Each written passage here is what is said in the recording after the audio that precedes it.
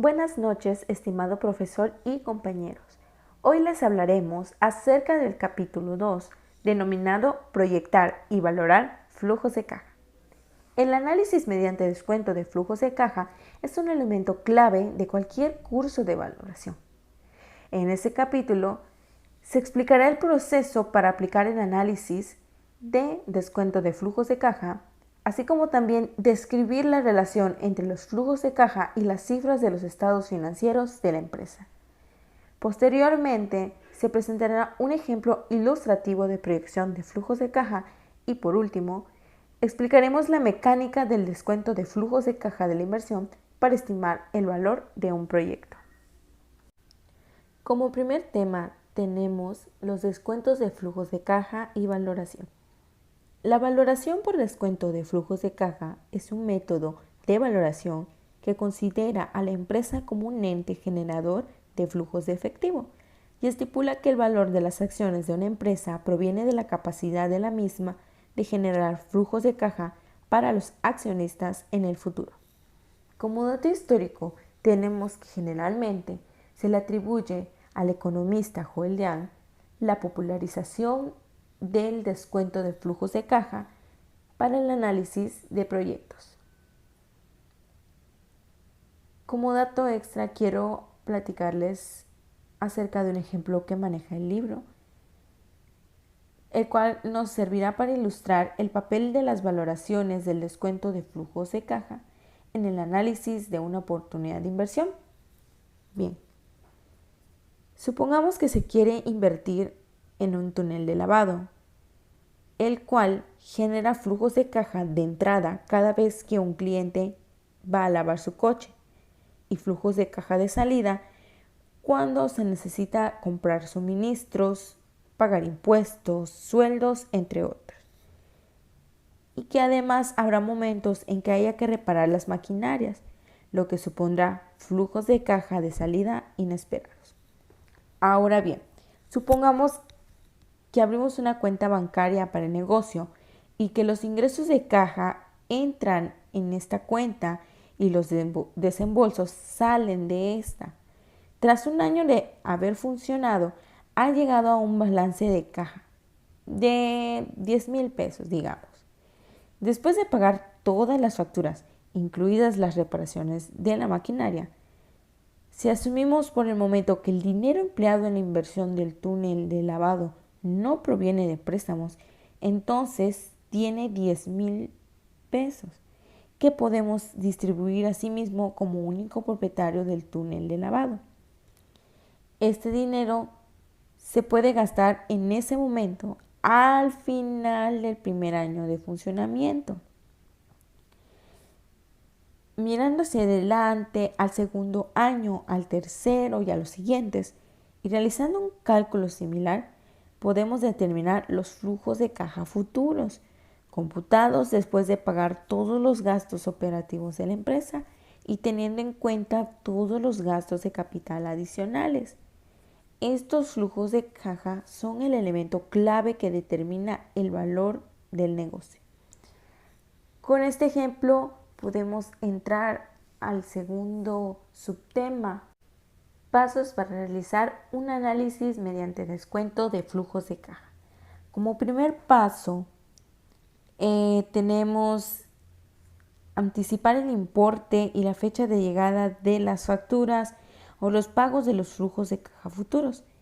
Aquí se hace una pregunta sobre cuánto dinero se espera que genere el proyecto y cuándo. El futuro nunca se puede conocer con certidumbre y a menudo hay que hacer las proyecciones con pocos o ningún dato histórico que guíe el análisis. En el segundo paso, tenemos que el analista debe determinar cuál es la tasa apropiada para descontar al presente los flujos de caja futuros.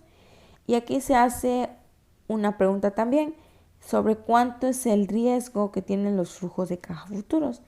La idea de riesgo se captura en la tasa de descuento, o sea, la tasa utilizada para calcular el valor actual de los flujos de caja futuros.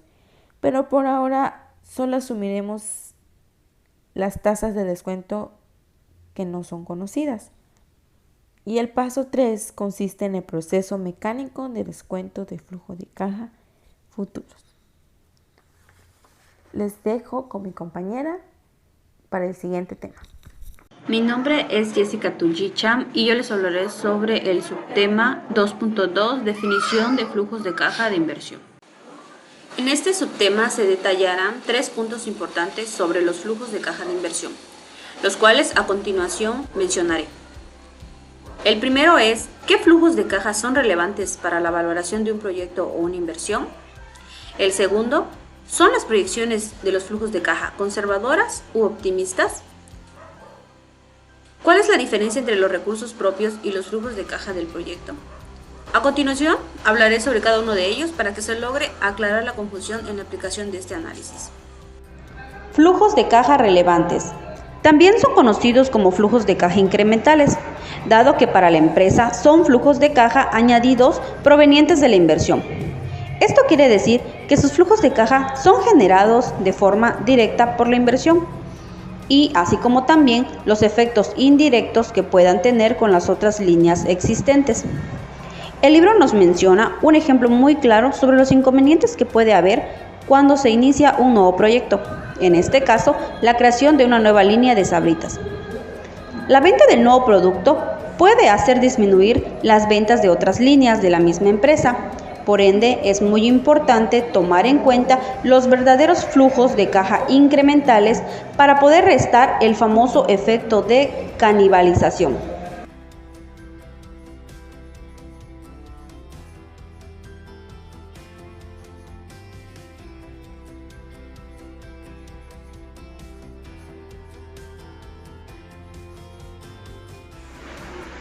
Flujos de caja conservadores y optimistas.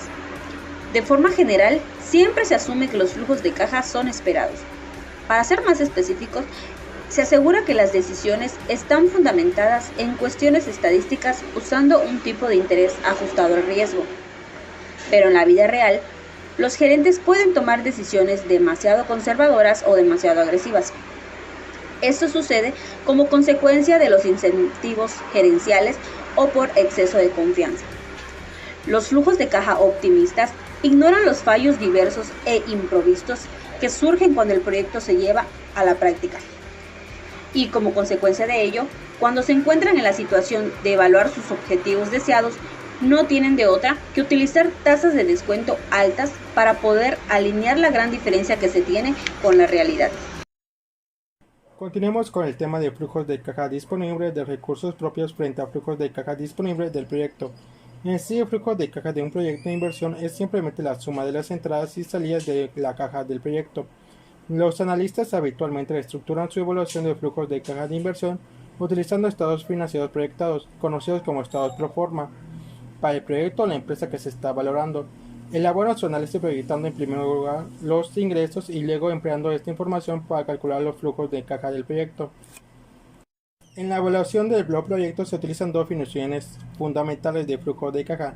La primera es el flujo de caja disponible de recursos propios, que se centra en el flujo de caja que se puede distribuir entre los accionistas comunes de la empresa y se utiliza para valorar la parte del proyecto destinada a recursos propios. La segunda definición sería el flujo de caja disponible del proyecto. Combina los flujos de caja disponible para distribuir entre los acreedores y propietarios de activos de la empresa. Es la base para estimar el valor del proyecto en su conjunto. Detallando el tema de flujos de caja disponibles de recursos propios en un proyecto financiado solo con recursos propios, se podría definir como el flujo de caja que genera un proyecto totalmente financiado por el propietario.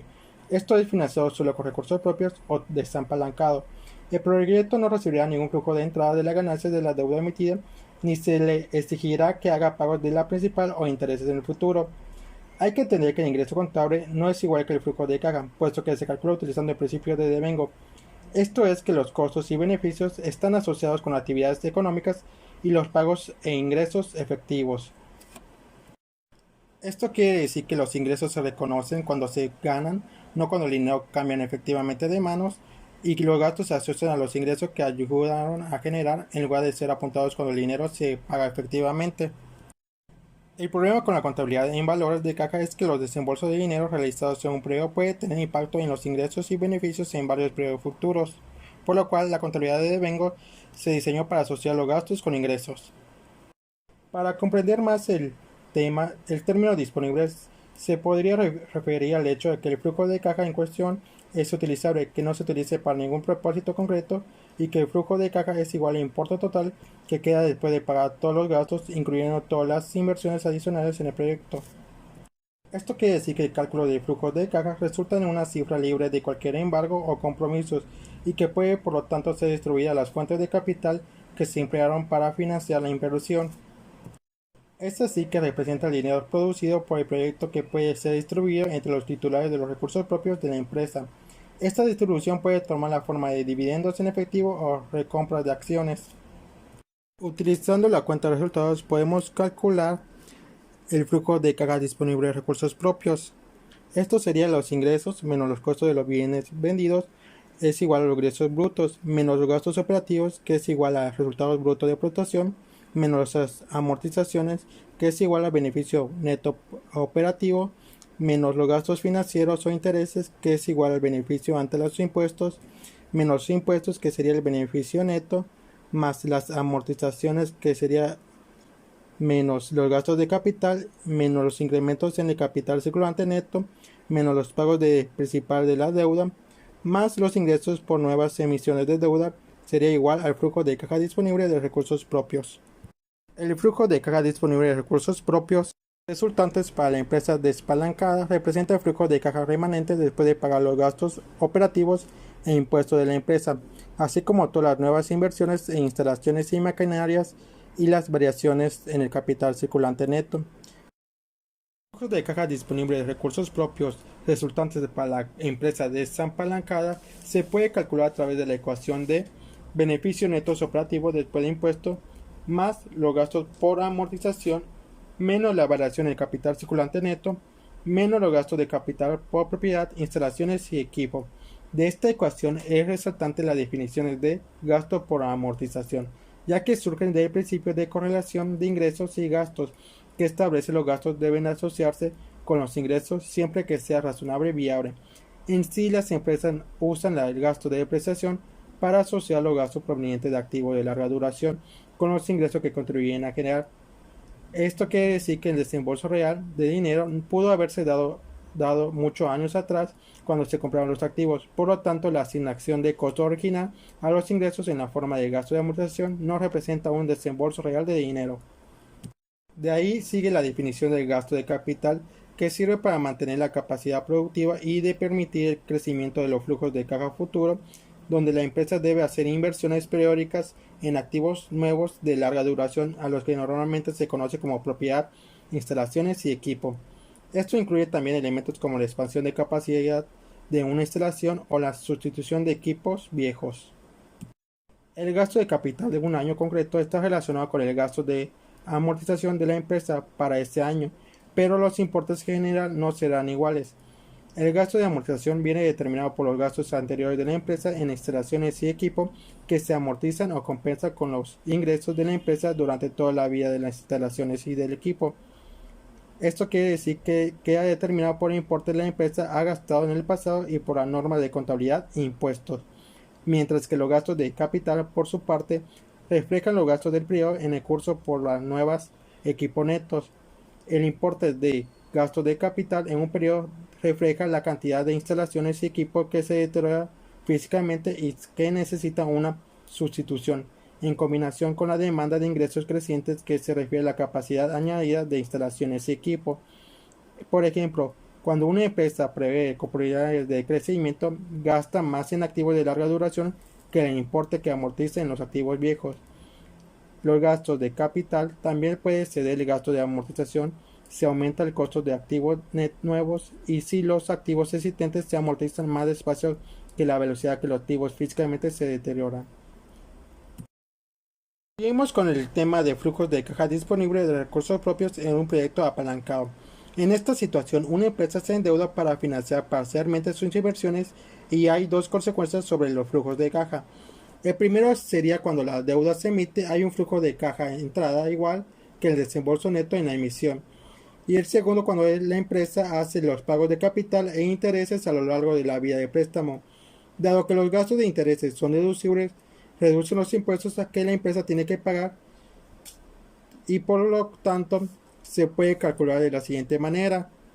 Ingresos menos los costos vendidos es igual a los ingresos brutos menos los gastos operativos es igual al resultado bruto de explotación menos las amortizaciones es igual al beneficio neto operativo antes de intereses e impuestos menos los gastos financieros o intereses es igual al beneficio antes de impuestos menos los impuestos es igual a beneficio neto más las amortizaciones menos el gasto de capital menos los incrementos en el capital circulante neto menos los pagos de principal de la deuda más los ingresos de las nuevas emisiones de deuda sería igual al flujo de caja disponible de recursos propios apalancados. Se podría expresar de la siguiente manera en una ecuación: beneficio neto después de impuestos más los gastos por amortización menos los gastos de capital por propiedad, instalaciones y equipo menos la variación del capital circulante neto menos los pagos de principal de la deuda pendiente más los ingresos netos por la emisión de la deuda nueva. Esta relación enfatiza el hecho de que el efecto de gastos e intereses sobre el flujo de caja es igual al costo de los intereses después de impuestos. Esto es una consecuencia de que la hacienda pública permita a la empresa deducir los pagos de intereses de sus ingresos graves. Continuemos con el tema de apalancamiento financiero y la volatilidad de los flujos de caja disponible de recursos propios. Decimos que una empresa pide prestada parte de los fondos necesarios para financiar una inversión ha utilizado el apalancamiento financiero. La noción de apalancamiento viene de que los costos de pedir prestado generalmente son fijos.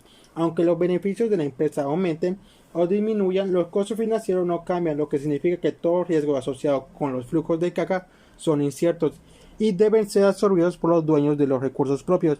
Esto a cambio implica que los flujos de caja de los accionistas se hacen más volátiles con el uso de apalancamiento financiero. Esto quiere decir que el apalancamiento financiero no causará necesariamente que los flujos de caja se incrementen más rápido si los resultados operativos del proyecto se deterioran. Los flujos de caja de proyectos apalancados experimentan un declive mucho peor que el que sufriría si el proyecto estuviese desapalancado. El efecto del apalancamiento financiero se trata de reducir la inversión requerida a los accionistas y al mismo tiempo incrementar su riesgo. A causa de mayor riesgo, los accionistas exigen mayor tasa de retorno para dejarse reducir por proyectos apalancados a igualar del resto de parámetros. Vamos con el tema de caja disponible de proyecto. Este consiste en evaluar las oportunidades de inversión del flujo de caja disponible de proyecto que puede distribuirse tanto a acreedores como propietarios.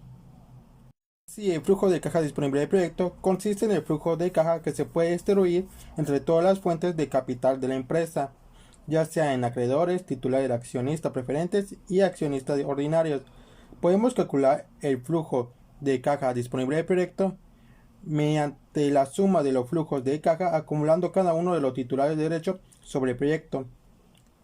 Se puede transmitir a través de la ecuación de beneficio operativo neto después de impuestos, gasto por amortización, menos gastos financieros, menos los pagos de principal de la deuda pendiente, más los ingresos netos por la emisión de la nueva deuda, menos la variación del capital circulante neto, menos los gastos de capital.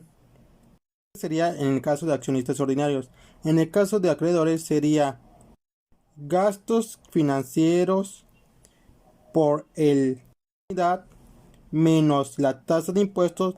Esto se suma los pagos principales de la deuda menos los ingresos netos por la emisión de la nueva deuda.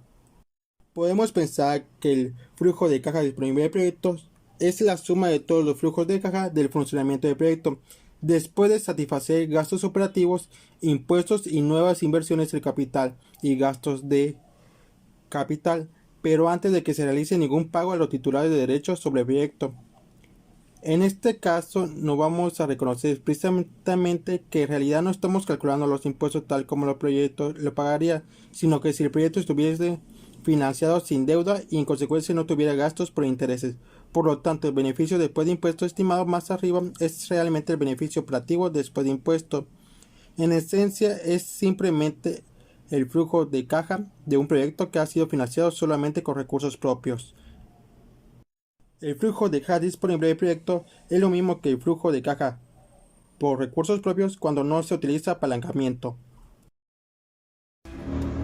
2.3. Ejemplo ilustrativo de la empresa Lesion. En este subtema, el libro nos habla sobre la empresa Lesion Electronics Corporation, que se ha dedicado a la manufactura de paneles planos LCD para su uso en monitores de ordenador desde hace 10 años. Y también nos dice que esta empresa posee la tecnología líder para el diseño y la manufactura de pantallas LCD de grandes dimensiones.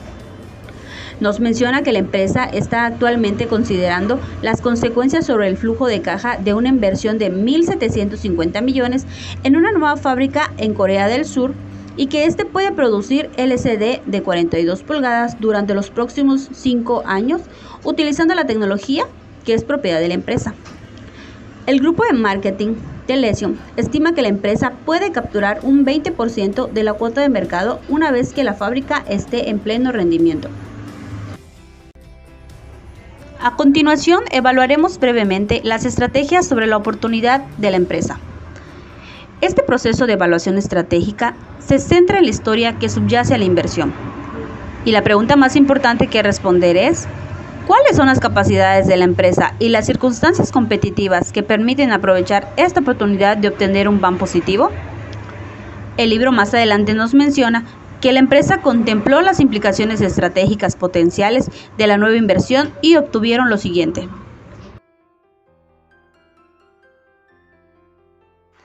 Supuestos relativos a las respuestas de las competencias. Actualmente, Lesion cuenta con 4 fabricantes como competencia, el cual se dedican a lo mismo y tienen la misma capacidad para competir en el mercado. Sin embargo, la recesión que siguió a la desaparición del mercado de las .com en el 2000 llevó a la competencia a recortar sus programas de desarrollo. Esto ha permitido que la empresa haya tomado el liderazgo tecnológico y se espera mantener así durante al menos 1 año o máximo 2 años.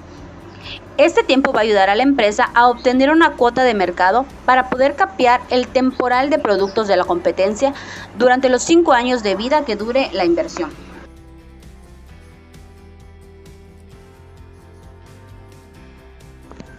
Supuestos relativos a fabricantes de productos complementarios.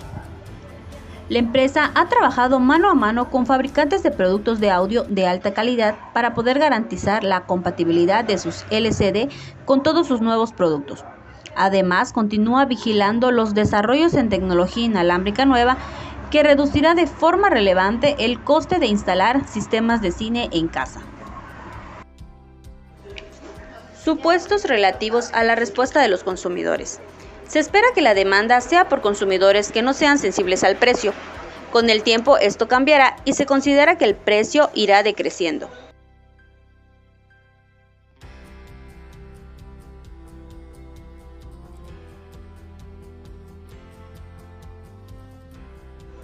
Supuestos relativos a la respuesta de los empleados. La empresa espera que el mercado laboral se vuelva más competitivo. Se pretende pagar salarios altos a sus empleados. Sin embargo, dado que la fábrica está ubicada en Corea del Sur, donde los salarios son inferiores al Estados Unidos, pues no se considera que la presión de la inflación de los salarios sea un factor significativo en la inversión. Es importante recalcar que la evaluación estratégica debe ser consistente y positivo antes de iniciar con el análisis matemático. Esto quiere decir que es crucial que los dos se apoyen mutuamente para poder tomar una decisión acertada. Como último tema tenemos el denominado valorar los flujos de caja de la inversión. Una vez estimados los flujos de caja futuros de una inversión, llega un momento de valorarlos. Y como ya sabemos, el valor de los flujos de caja futuro es igual al valor actual de los flujos de caja proyectados. Es decir, necesitamos descontar los flujos de caja futuros proyectados de vuelta al presente, empleando una tasa de descuento que refleje de forma adecuada sus riesgos previstos. nos habla acerca de cómo evaluar la inversión con el BAN y la TIR. A la diferencia entre el valor actual de los flujos de caja esperados y el coste inicial de la inversión, es frecuentemente denominada valor actual neto o simplemente BAN. Otro indicador común del beneficio que se prevé creará la inversión es la tasa interna de rentabilidad o TIR del proyecto. Definimos la TIR como la tasa de rendimiento compuesta que ganamos con la inversión y la calculamos resolviendo la siguiente expresión. Esta que se encuentra acá. En resumidas cuentas, el BAN asume que los flujos de efectivo se reinvertirán a la misma tasa de descuento y el criterio TIR considera que los flujos de caja no se reinvertirán a la tasa de descuento, sino que en base a un porcentaje de rendimiento, por lo que sobreestima la capacidad de inversión del proyecto.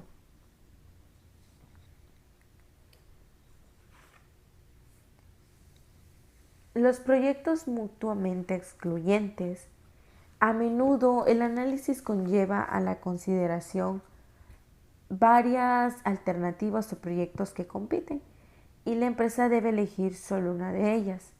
Nos referimos a estas alternativas como inversiones mutuamente excluyentes, dado que la elección de una impide invertir en las demás. Por su atención prestada, muchas gracias.